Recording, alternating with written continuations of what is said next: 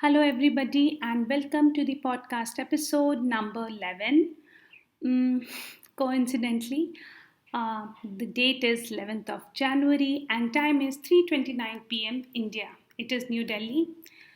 Um, Today, one of my very favorite topic and one of my friend requested me to do on this. Um, and can you guess? Okay, in case you can guess, it's very, very easy. It's very, very common. And nowadays it is used like a abuse. We say, oh, I'm not a narcissist. You are a narcissist, those kinds of conversation happening all around. Okay, so, yeah, that's the topic, and I would like to start with defining it. Narcissist is someone who is like a protagonist in his own imagination, in his own world, and they appear to be full of themselves. They want to be in a center stage, they need attention, they seek attention, they expect special treatment, they perceive higher status, uh, definitely lack of empathy because everything starts and ends with them, so they don't have time for you. So forget about care and empathy and anything related to emotions. And they never doubt themselves. Yeah. And there is self esteem, lots of self esteem. Okay. So, yeah, that's who a narcissist is. Of course, admiration, appreciation, and many kind of synonyms will also come into play. So now I think you have got a overall snapshot or idea of who a narcissist is and what we are going to talk about on today's episode. There is a term developed uh, by Robert and Calvin in 1979, which is called the Narcissistic Personality Inventory, which is called NPI, and it is the most common used measure of the trait where you measure narcissism uh, on a score of 0 to 40. And the average age from where it all starts is teens, mid teens, I would say. So it is like, yeah, 17, 18 maybe. And healthy individuals, see, they do not look like they have some problem. They look very healthy. They are good individuals. Okay, and they score more if they look exceedingly charming. Okay, a narcissist will look exceedingly charming on when, not every time, not always, on the very first encounter. Okay, the personality which comes forth is very, very attractive, pleasant, I would say. Okay. Mm, and later on, when you keep interacting with them, it comes across as vain. Okay. So, narcissistic personality disorder, which is also called as NPD, was thought to be rare and it was about 1%. Now it has increased to 5% of the total population and it ranks in one of the 10 personality disorders. Okay. If the question is there a cure? No, there is no cure. Like you don't have medication or something for that, but yeah, therapy or counseling will definitely help. Yeah, so that's the answer to the overall theory about narcissist. Now let's discuss the traits more in detail. Okay. uh, this, what does it do if you are clinically diagnosed? Okay, and when are you clinically diagnosed? You will be definitely clinically diagnosed when it impairs your daily routine. Okay, you are so obsessed with yourself that you take random decisions. uh, you change the plan. You are very ad hoc. You are not at all, um, you don't care about uh, changing someone else's plan, because you are so self-centered. Okay, you are the protagonist, you are so self-centered, you only think about yourself. So if you think you are not going to get the attention which you deserve, and you're not going to get the limelight, you will definitely change everything around, and so many people's life will go for a toss. Okay, so that is when these kind of repeated scenarios, okay, will lead you to somebody reporting that, oh, this person is unwell, can you check on him? And then NPD will be diagnosed. And yeah, of course it will, you will be in definitely lots and lots of problem when you have been like regularly repeating these kind of ad hoc decisions, or not turning, not going to job, not turning up after promising, those kind of situations. um, it may also manifest as antagonism.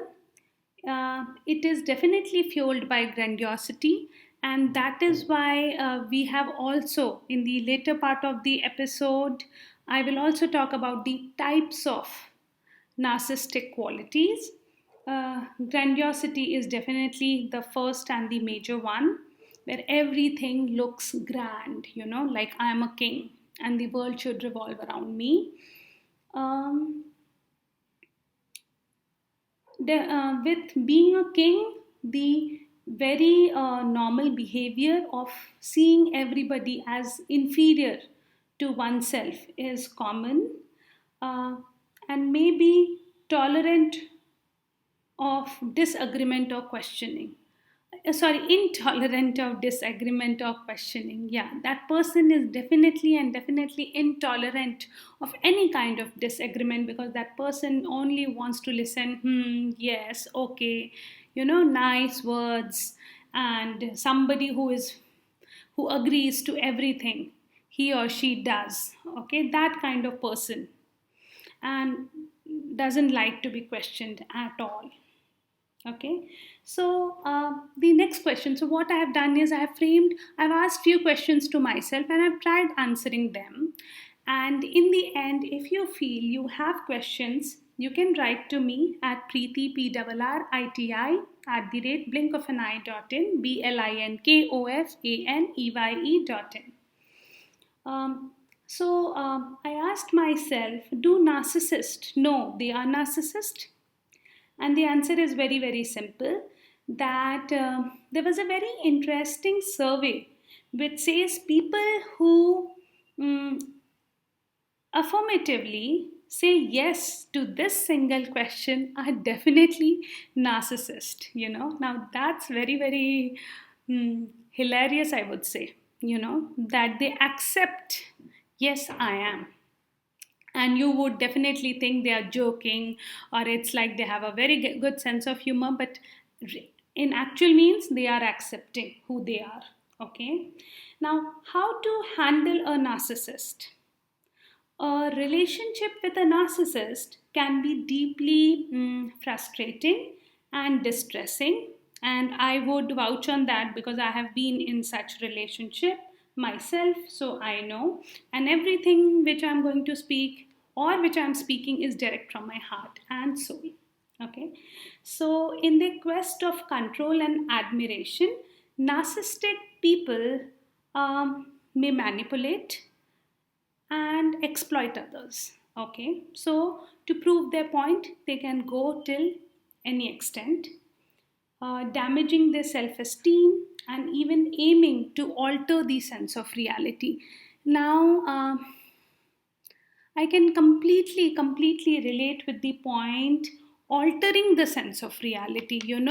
If you want to be the boss, or if you want to be a king, or if you want everybody around to agree, so the best thing you can do is change the reality.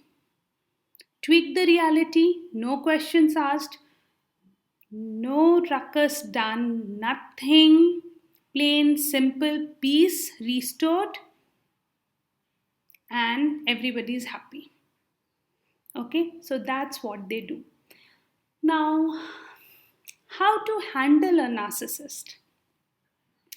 Arguing with them is not a good idea, and I've done that, and it won't help because they won't agree, and they will keep diverting, they will keep changing, diverting, digressing. So that won't help. It will uh, prove to be fruitless, plus you will not be left with any energy. um, I would call them as energy suckers. So there's no point doing that. Okay, not because I don't want to argue, because I am feeling insecure about the whole point of argument, because it might be that they would hurt me. No, I think the only point that why we should not argue with them is it is pointless. They won't agree ever. um, Second, I would say we can establish emotional boundaries and we can distance ourselves. Why we need to distance ourselves? Because then we can reflect. Okay, we can understand the reality and we can start working on ourselves. There's no point wasting time and energy for someone who doesn't deserve. Okay, cutting ties with a narcissistic partner will be very, very tiring, but personally I can strongly recommend not reacting, even not responding at times. When you're very sure that things can go in any direction. So, not reacting, not responding, and not trying to get anything from them. Yeah. Don't try to decide instantly, cut the ties, and don't plan anything where you need them, even their signature, you know, even if you are filing for a divorce or if you're fighting for a property. Don't play that game. Why? Because their role is again becomes very important and they become very important, so don't do that. Okay, leave it. Just focus on yourself, focus on what you can do and save yourself, save your life. Okay, if you survive today, you will definitely have a better future tomorrow. Okay, so don't waste your time there. um, Next, I would say is acknowledging your frustration, because yes, you are frustrated, yes, you are in self doubt. So, acknowledging that and appreciating where it is coming from, okay, that I am reflecting what that person has given me is very, very important. And refusing to lose our own sense of purpose again is very, very important. Why we are here, what is the mission of my life, what is the vision of my life, um, what one thing is very, very special in me and I need to contribute. Okay, how can I make my life, how can I give myself larger than life kind of experience. So better start working on that. It will help you, it is helping me. So more details on narcissism in relationship. um, how they react in a relationship. I was very, very curious, and hence it is I found it very, very interesting. So there is a desire to elicit admiration and praise from potential partners, romantic partners, I would say, and they treat romantic partners as supplier, and yeah, they always need emotional supply. Okay, they need praise, they need appreciation, they need someone who like goes round and round. Okay, making them feel like a king all the time. It's difficult for someone with NPD to build a relationship based on trust. They cannot, there is nothing called equality if you are in a relationship with a narcissist. Okay, they don't understand equal. Uh, they are not for trusting. They make strict rules. Okay, the rules are very, very hell-bent. They're very stubborn, and they isolate their partner because less education, less knowledge, less update, less of everything gives more to them. I would place you somewhere where you have least exposure so that you can only see me and you can only be fascinated by what I am and who I am and what I'm doing. So your universe should revolve around me. So that is very important. Nobody should educate you. No, you should not watch any of the podcast episode which tells you about being a narcissist. Then, why are we attracted to them?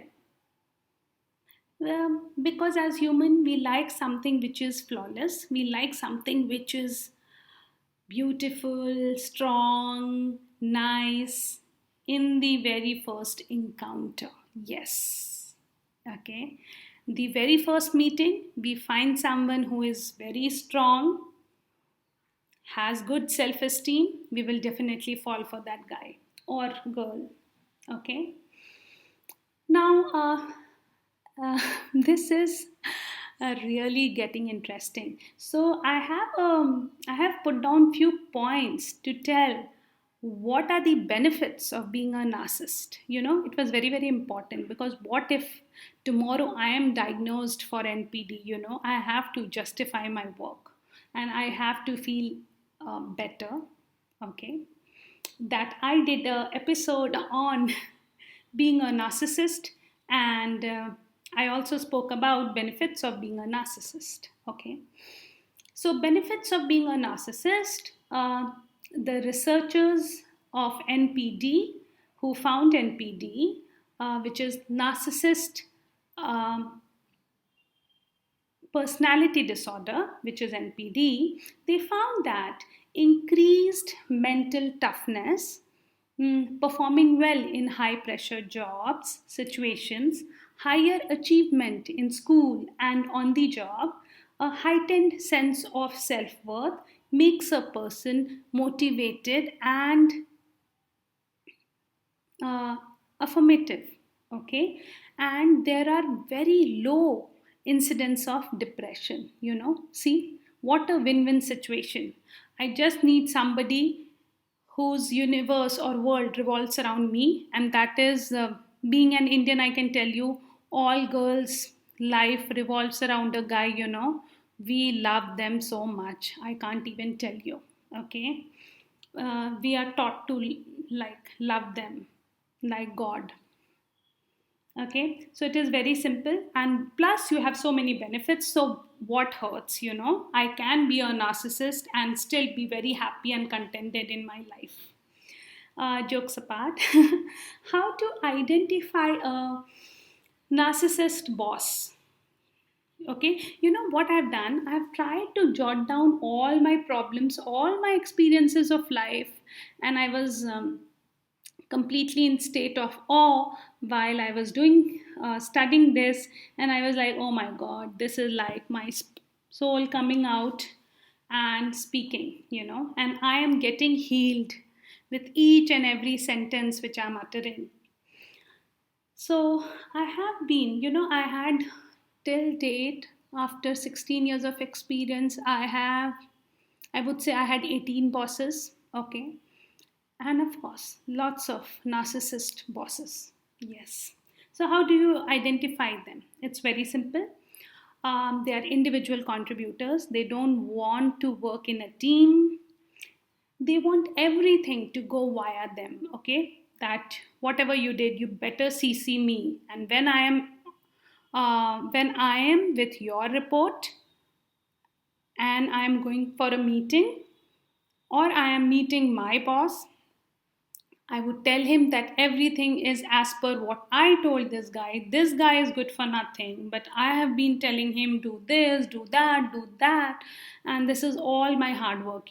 That is a narcissist boss. Okay, and you worked all night, but you're not invited for the meeting. Okay, that person, that boss, always wants to please his boss. He's arrogant, he's argumentative, he's uncollaborative when it comes to his subordinates, definitely lacks empathy, and definitely fosters little loyalty. Okay, he cannot be loyal. Okay, like we said, in relationship they cannot build trust. Here the boss cannot be loyal. Now, another question which came in my mind was, can narcissists fall in love? So I would say the answer is yes, because initially when they are out for a prey, they show passion and charm in early stages of dating. For them, relationships are transactional, you give and take, and they give positive attention initially because first they want to secure that you are here, okay, you won't go away.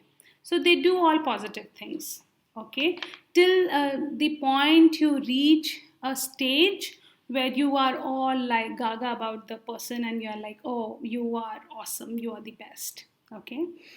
uh, Sexual satisfaction again is to bolster their ego and self esteem. What is the objective? The objective is simple. They enjoy uncommitted pleasure. They don't want to commit. They lose interest when they have conquered the challenge of securing a relationship. Yes. So, why they are being nice and sweet and everything? Because they want to secure a relationship. The and why do they when they decide to leave a relationship, they decide to leave a relationship when the expectation of the intimacy is increasing, they give till the point the relationship is not secured. But after a point, if you are creating a scene, or if you're asking for too much, or if you're being too demanding, they'll skip. Do narcissists have more hookups? I would say yes. Narcissism may serve as an adaptive function. It increases success in short term mating. And cross cultural research also has proved that narcissists have higher levels of sociosexuality, and they are more likely to pursue partners who are not committed or who are already committed to someone else. So basically, they make sure that commitment is not an issue. Okay, they want to feel free. What is the difference between selfishness and narcissism in a relationship? Because I'm sure that after the end of the episode, everybody would be thinking about someone that, oh, is that person a narcissist or a plain selfish? Okay, so there are many people who are simply selfish. Difference lies whether the person is periodically mean and self-centered, or whether there is consistently, or whether there is consistency in lack of empathy. Okay, if they are consistently um, if consistently there is no empathy, okay, and the person is self-centered, then definitely that person is a narcissist. Now, there are types of narcissism, and as I said, grandiose is something which I have already defined, where everything needs to be grand. There is another type which is called vulnerable, where the person is shy. The major difference is that the person is shy and the person shies away from fame because the person is more conscious of any kind of attack or statement made which will hurt him or her. Okay, so in places where you find someone who is vulnerable narcissist, that person is definitely self-absorbed, exploitative, unempathetic, manipulative, aggressive. They fear criticism so much that they don't need attention, because getting attention is the most important point in grandiose. Now here they are saying, okay, let it be, I don't want attention also, okay, I'll do without it. They are insecure and they are unhappy individuals, okay, and their attachment style is more avoidant and anxious. They withdraw from others, and suddenly what they do is they become hostile and they start blaming others, okay, and maybe they are like, they have withdrawn, they're not talking to anybody. Why? Because they are internalizing their narcissism, okay. uh, Third type is communal narcissist, which has been coined lately, and it's not a old fashioned word. Um, it talks about someone who values warmth, agreeableness, relatedness. They see themselves and want to be seen as trustworthy and supportive, friendly. Now, you know, if somebody is very sweet, is full of warmth, is agreeing to what you say, is relating to with what you say, is just a kind of trap, because they want you to do the same with them in return, okay. The fourth type of uh, narcissism is malignant, which is at the extreme end, and it has more of cruelty and aggressiveness. They are extrovert, they are neurotic. I would say this is the like scoring beyond 25, I would say, till 40. Yeah. And they are psychotic. And there is antisocial personality disorder, okay, involved here. Now you know the types of narcissist, and I can go on and on because it's a huge, vast subject. But before I end, I would like to highlight few points. I would like to talk about narcissist mothers and how they behave, because as a counselor, and yeah, my focus area is child and adolescent, and of course parenting comes hand in hand. uh, there are patterns of emotional unavailability, and I would like to define how narcissistic mothers behave, okay. So their main competition is their daughters. Yes, they. It's so ironic because when we take birth, we are taught that your first and the foremost, um, gods on earth, I would say, is your dad and mom. And by all means, they have to love you and you have to love them.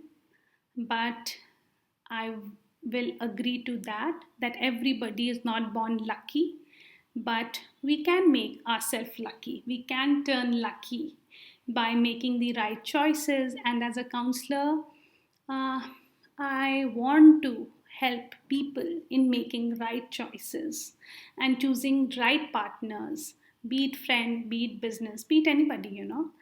So, yeah. And I'm also a mother of an 8-year-old daughter. So when I thought of adding this in this episode, I was very, very emotional with the fact that after listening to this, everybody is definitely going around thinking of their mom, their grandmoms, and definitely they have somebody around them. Okay, so they will think about it. Okay, so emotions apart, the um, important point is they tend to their daughters' physical needs, but emotionally they are kept in vacuum. The mothers lie a lot, and they are abusive, and they hide their abuse and lies.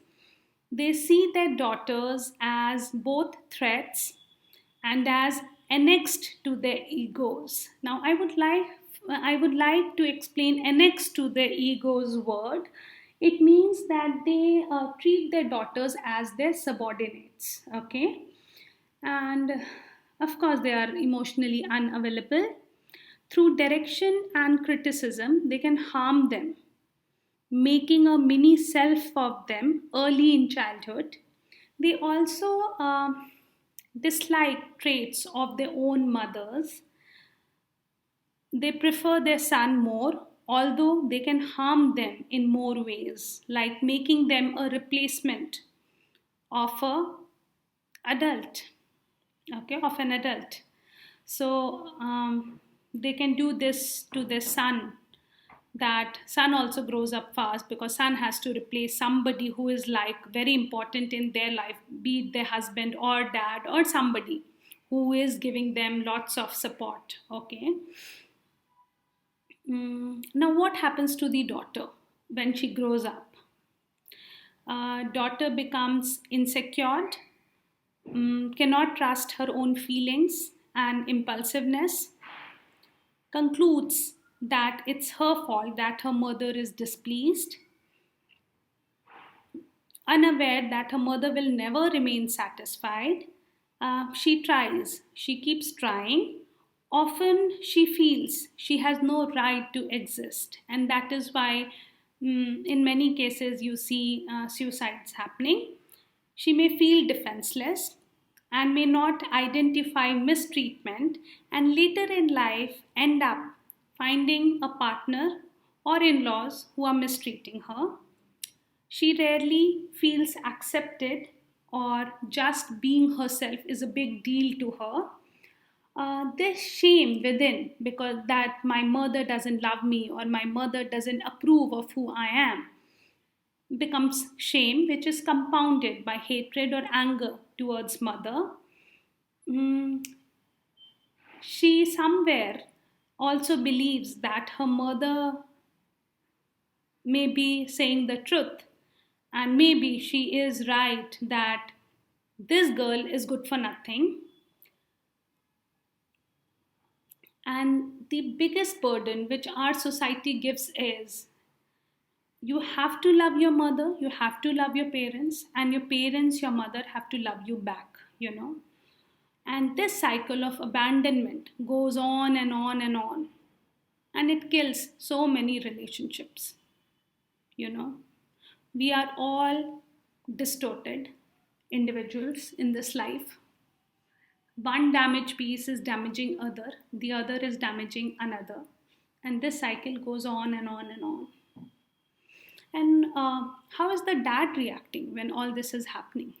Okay, so dad usually is passive, okay, and because the mother is lying and hiding, the dad is also manipulated, and dad is also not able to save his daughter. So I would also like to talk about control. Like what is the thought? Like how these parents think. So these parents are myopic, and the world revolves around them. They control, they manipulate their children's needs, feelings, choices when they can, and they take it as a personal affront, deserving of punishment when they can't. Okay, other mothers who are not these type of mothers, but still those mothers, if they are a narcissist, because again there are types of mothers who are narcissist, they want their daughters to look best, do best, okay.